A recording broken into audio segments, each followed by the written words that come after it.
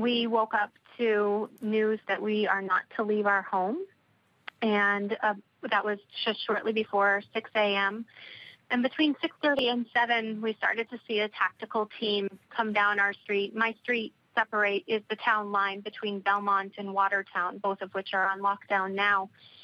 And we could see a tactical team coming down, lots of officers dressed with their bulletproof vests and helmets and guns at their sides, and they were doing a very strategic search of every yard, porch, shed, everything. It was, very much like one of those movies where they say check everything, and they did. They were, and eventually they came upon our home.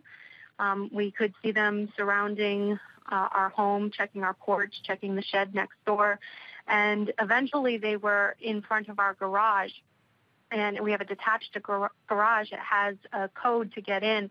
I opened the window to yell out the code so they could look in.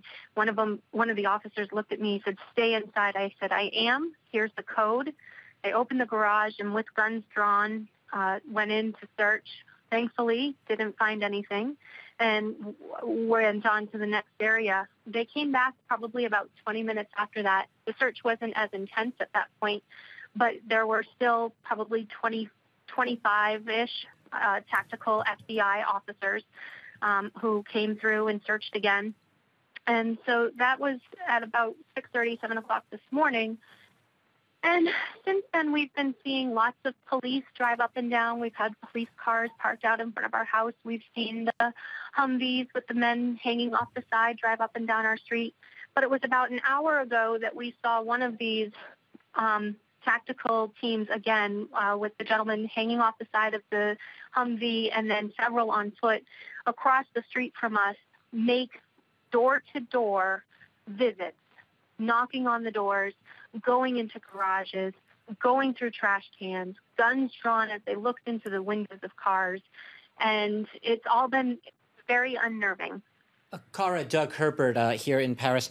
You, I imagine right now you have no indication how long you're in lockdown in your house, I assume, and you have no indication as of this hour how long you're going to have to stay indoors, do you?